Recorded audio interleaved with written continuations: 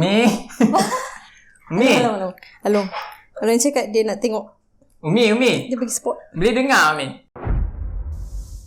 Bismillahirrahmanirrahim. Assalamualaikum warahmatullahi wabarakatuh. Waalaikumsalam. Hari ni is my first SengBang.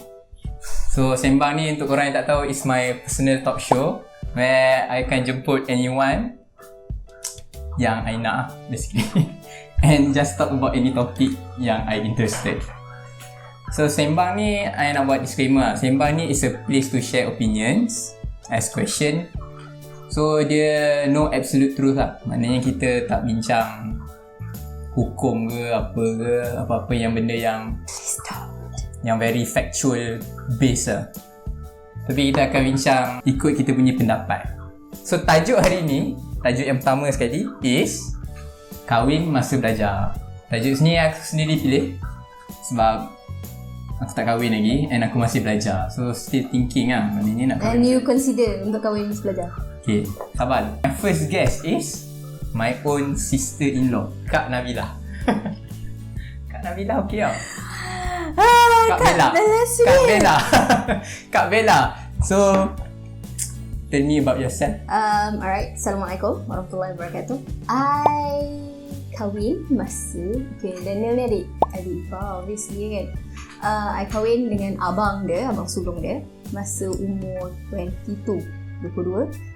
Masa tu first year dekat Leicester. But anyway. Yes, I know. Belfast, Leicester. They're like two different lands separated by a whole sea. But anyway. Melaka Johor. Okay.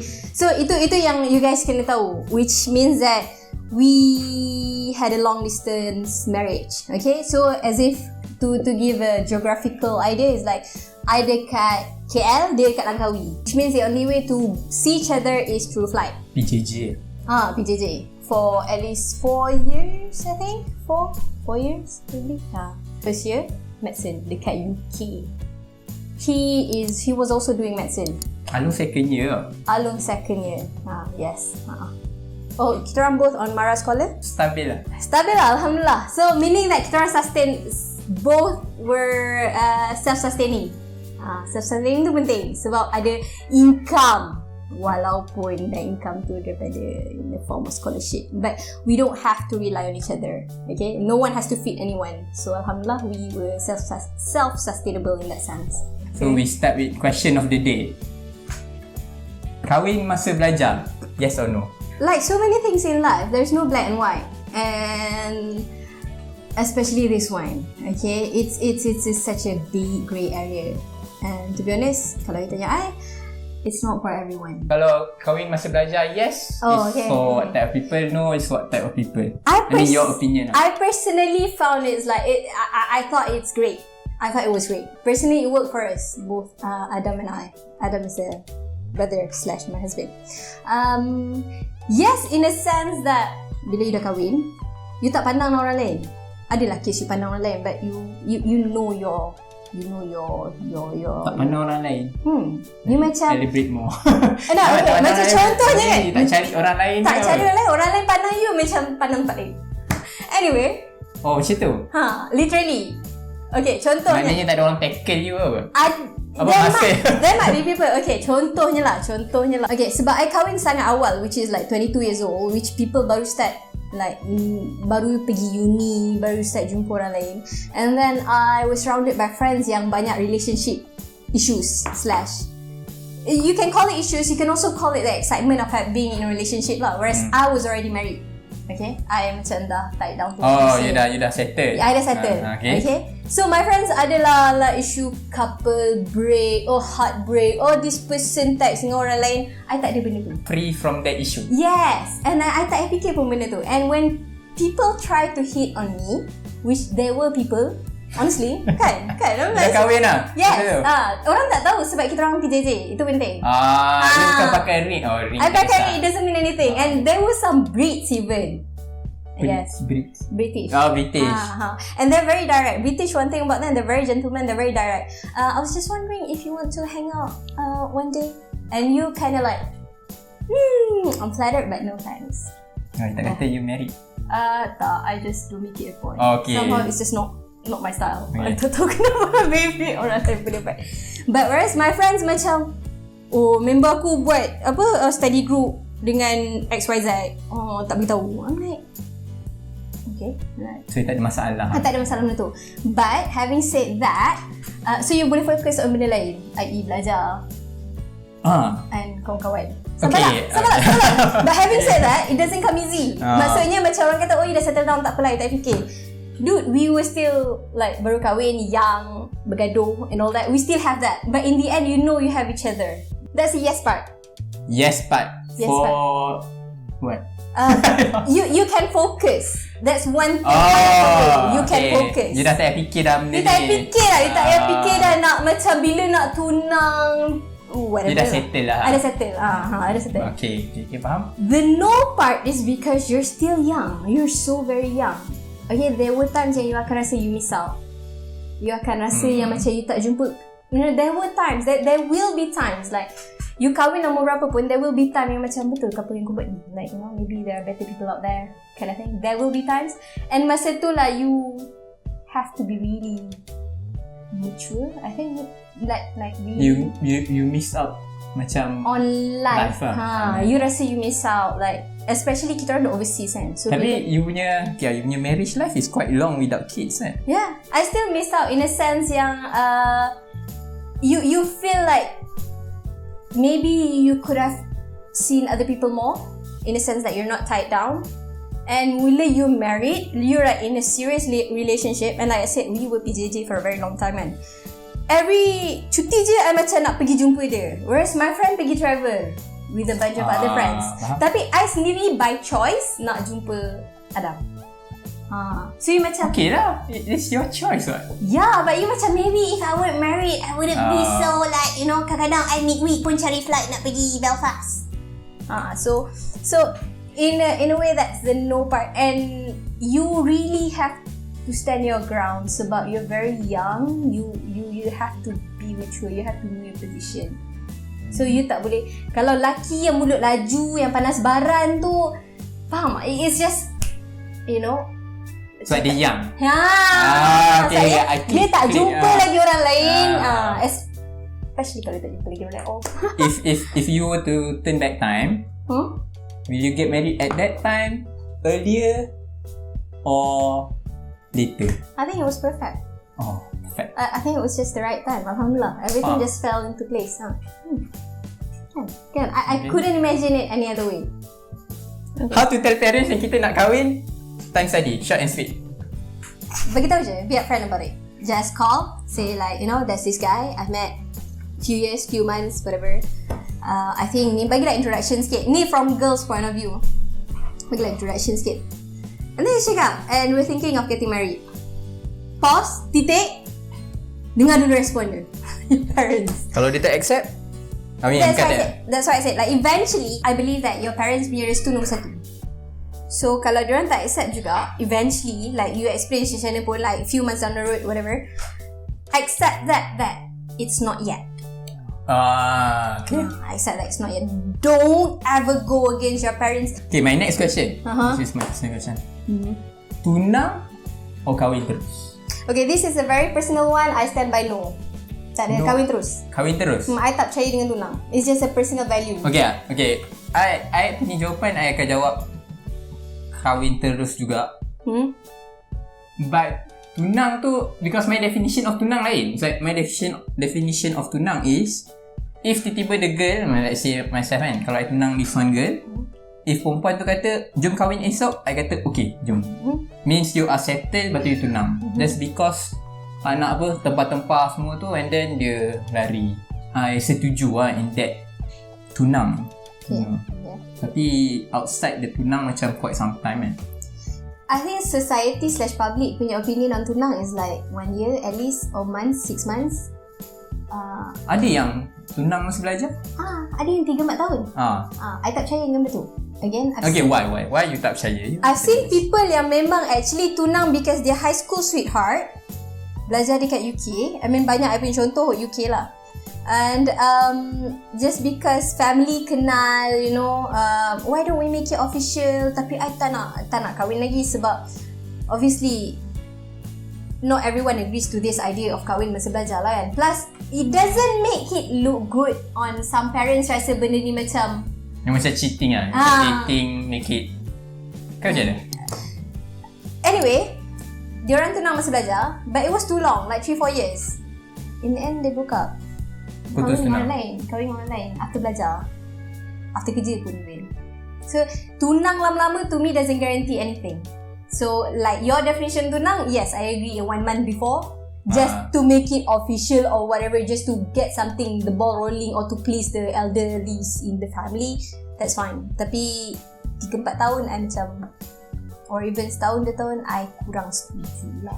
It just bagi you a bit more time to actually bercinta in a justified relationship. Which is not actually justified. Yes, right? exactly. Exactly. It doesn't mean anything. It doesn't mean anything. And if anything, if you broke up, I mean, God forbid, kalau korang broke up, korang jadi putus tunang instead of just broke up. Tapi ada style yang tunang macam tunang untuk aset kan. You faham tak maksud? Tak tahu. Itu no madang. Bukan, tunang dia tak ada majlis. Soalnya tunang ada majlis kan? Yes. Ni tunang dia main chop-chop. This is my generation punya tunang. Then I have then no you comment. a bit no with that lah. I have no comment on that. I am personally not a fan. Itu je lah. I think. My third question lah. Dating before kahwin. Okay. Dating before kahwin means, okay, this is the problem. Sometimes ada orang cakap kita kenal dulu lah. Macam tu lah. And ada yang kata dating you only nampak only the good stuff, you know. So you dah gone through all of it. So what is your opinion? Okay, ini controversial lah. Ini controversial lah. Ini controversial lah. Okay. I berkawan dengan Along 2008. We met. June 2008. Okay, we met. And then somewhere in 2009, I think around October, we kind of like make it official-ish. Okay. Okay. So 2009, and then we got married in 2012, August. 2009. Okay, so I berkawan setahun, like berkawan just classmate. We were classmate, which is big. Anyway, duduk sebelah meja. Tapi ada aisle lah. Serius, ada aisle, okay. I tak ada sebelah, okay. Ada halal gap. Ada ni lah. Tak ada lah sebelah. Mana ada, tak. I ingat. No, tak ada. Dia sebelah sana. I dekat sini. Anyway. Yang ni you gabung belah sana? I dekat sini, Along belah sana. Okay. So setahun kawan, approximately 3 tahun lah, we say 2009-2012 kan, bercinta. Tapi there was 1 year yang kita orang separate, like dia dekat UK, kat Malaysia. Okay.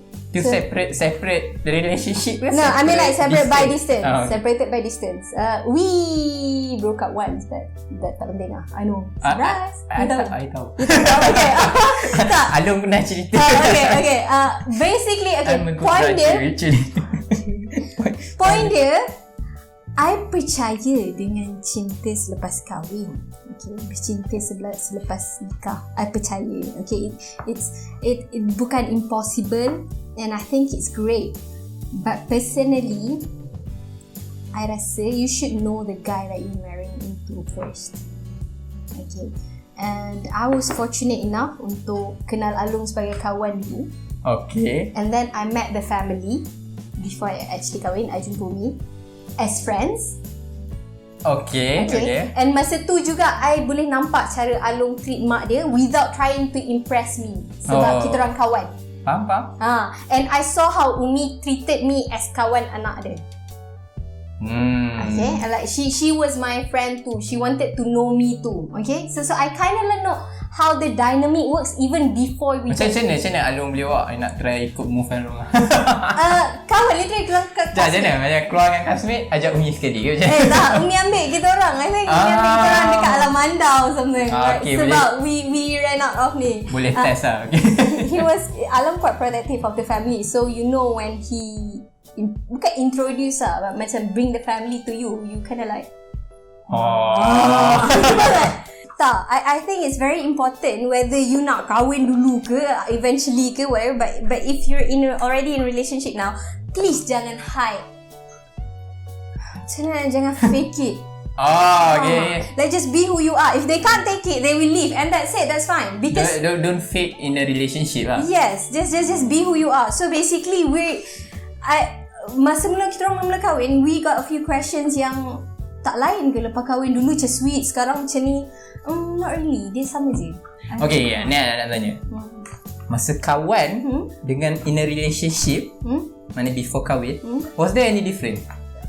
Lain lah macam lain lah sikit sebab you're in a relationship. There were gifts involved, sweet notes involved. I'm not gonna lie. But in term of the ugly side, yes, we showed our ugly side. No, masa kawan dia tak tunjuk ugly side. Nak apa nak ugly dengan you? You're just my friend. Nak siapa kau?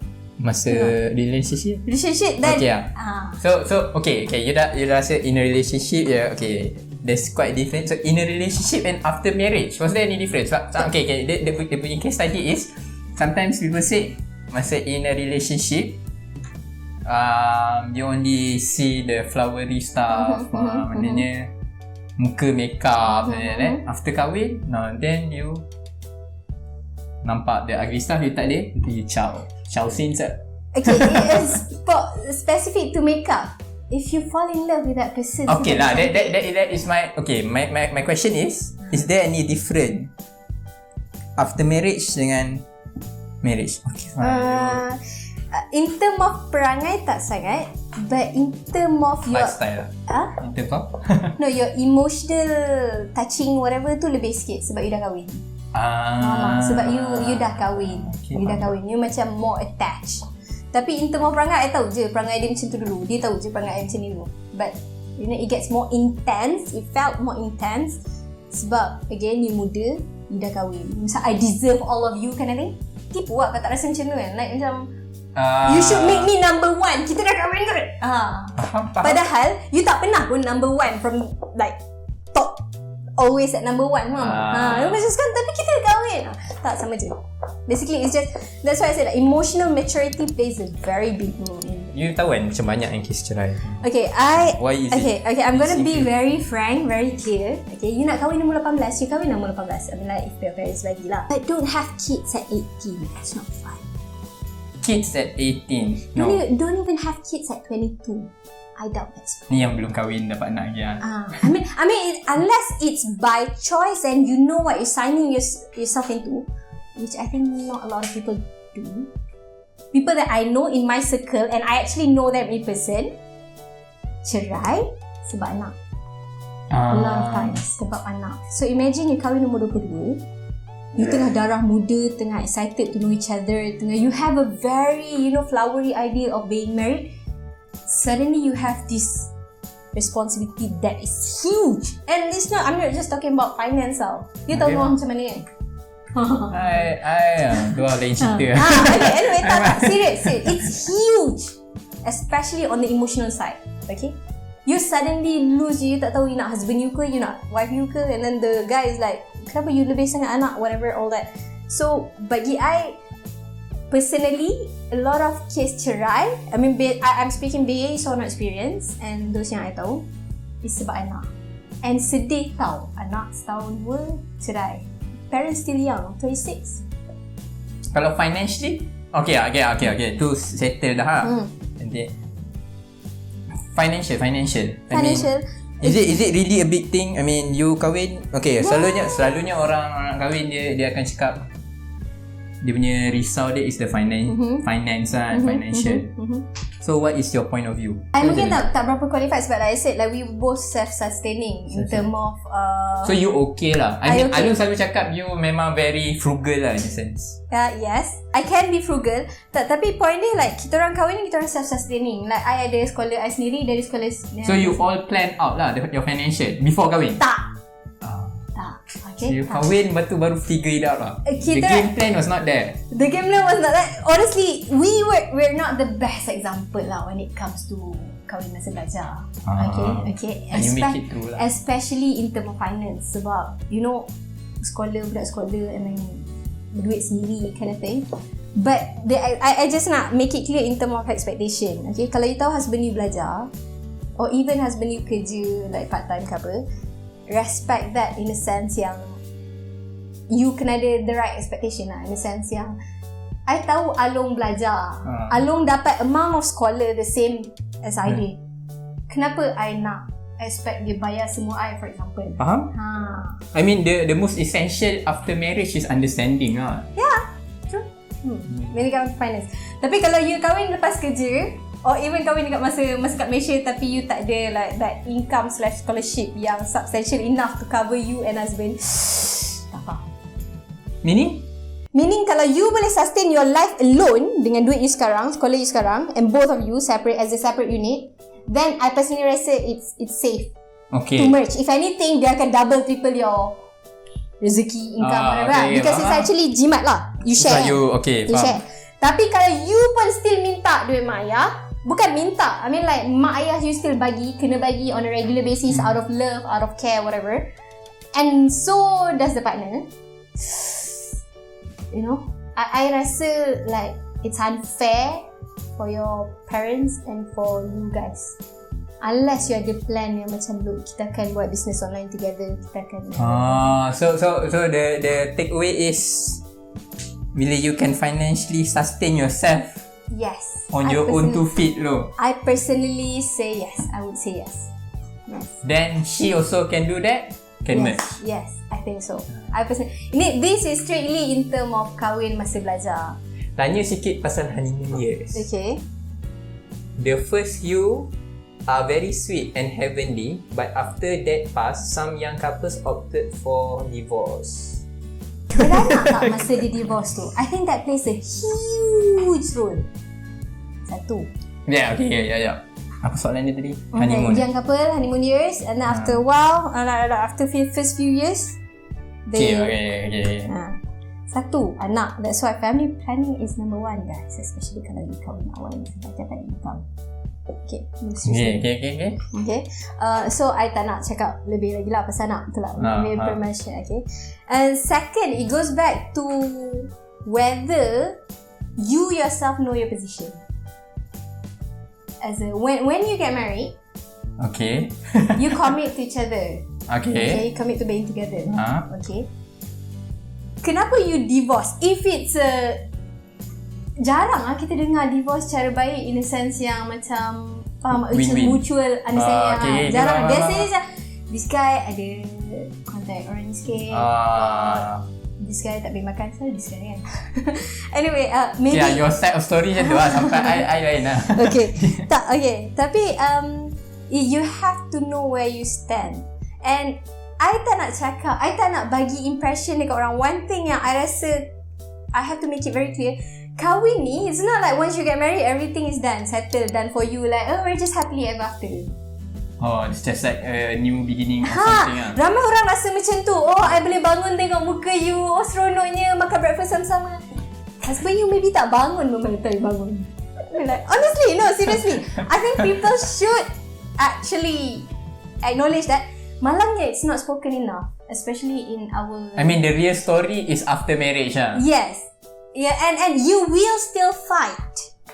Okay, and it might get even more intense than masa you bercinta sebab ada banyak lagi benda that come into play, i.e. like commitment, finance, anak. Again, you will fight and it will get more intense.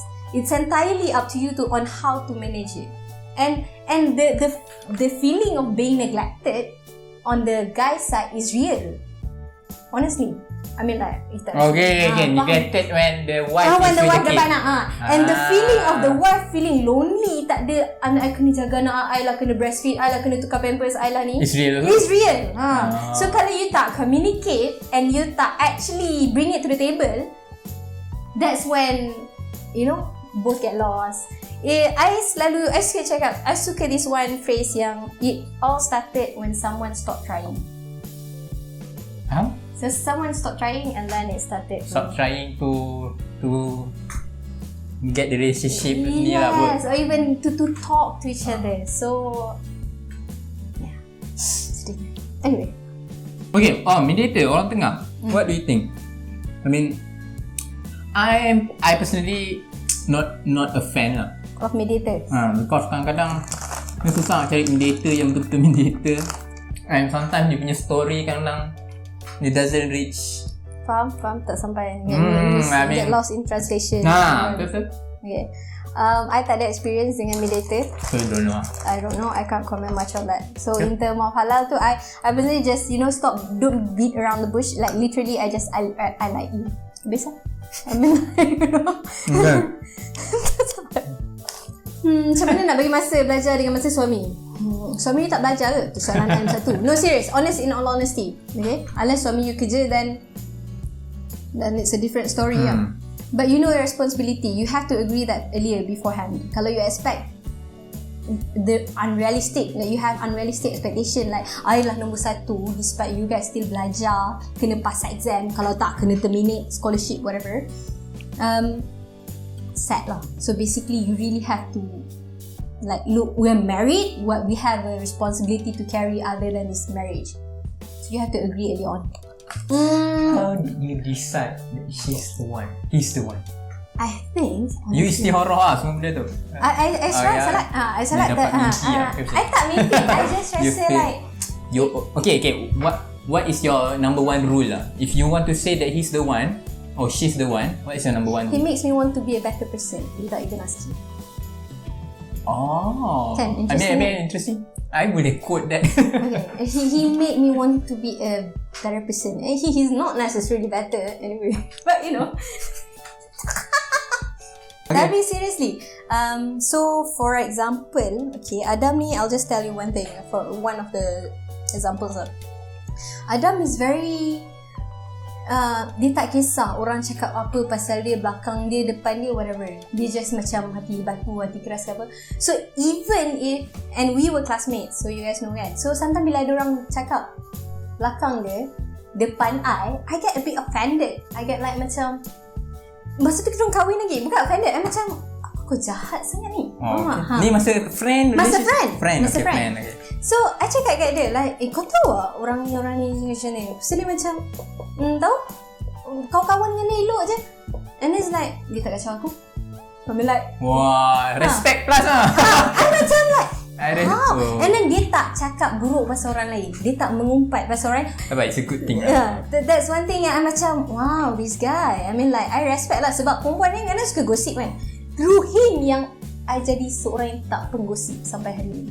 Dia tak pernah suruh that is your definite become a better person. So that's that. And dia tak pernah minta, tak pernah apa. You just, dia model that. And you macam malu sendiri. You nak mengumpat pun dia tak layan. Serius. You nak cakap pasal orang lain pun dia tak layan. Dia just macam, tak layan. Literally tak layan. Sekarang dia layan sikit lah sebab dia bini kan. So that's one of those things. One last question. Ni very short and sweet. Kahwin dengan orang yang sama bidang, contoh medik dengan medik, orang kata they will understand better. Is it matter? Does it matter? I mean, I have a lot of medical friends. Doesn't matter. I think again sebab kita orang medik sama medik juga, doktor sama doktor, so kita orang tak boleh nak comment how it will be if it's not very not. Tapi do you feel the understanding? Yes. If they yes, if you had a tough day at work, the other person akan faham yang yes, it's not just like tough you duduk office nak crack some formula whatever. It's like tough you jumpa patient or someone died. Like for example, they will understand better lah. Definitely. Like my first death, Adam was there. Okay. Like my first death on the hospital lah. Where like he literally came to us. It was a night shift. Oh, kita orang kerja sama, so fair enough. But even so, you balik, you boleh cerita. Personally, I appreciate that. But even if you don't, I don't think, if there's understanding, I don't think it's very... What is your advice to those who are currently in a relationship? I think, what is it? Banyak advice kan? First advice. You have to know, especially kalau you nak kahwin like soon apa, or you plan nak kahwin, you have to know how to make yourself happy first, and you have to be happy with yourself first. So you kahwin bukan untuk rasa gembira or happy. You don't get married to be happy. No, that's very wrong. You actually get married to to complement each other, to complete each other. So because if you go into a marriage thinking that the other person is going to make you happy, sebab the other person is also human now, so they dorang buat salah. Dorang akan, they akan treat here and there. So it doesn't there's nothing special about the other human. Bukan macam a device that will make you happy. Tak. So I think first sekali you gotta find happiness / contentment in yourself and your life now. Don't go into marriage thinking that will make you happy. Faham tak? So macam I'm miserable, I macam I nak kahwin and then masalah selesai. No, it doesn't work like that. You are going to have more things coming at you, honestly. So you just have to be happy with yourself. I mean, like, yeah. So thanks for watching. I hope to some extent that this brings you guys some benefit or some insight. I think some insight into what it's like kahwin awal / masa belajar. So don't forget to hit like and subscribe button. And that's not for me, this is for this guy. I think he will bring more guests for you to actually, share their insights and opinions. That's it. Yeah. Assalamualaikum warahmatullahi wabarakatuh. Waalaikumsalam warahmatullahi wabarakatuh. Lambat. Tengok lambat saja.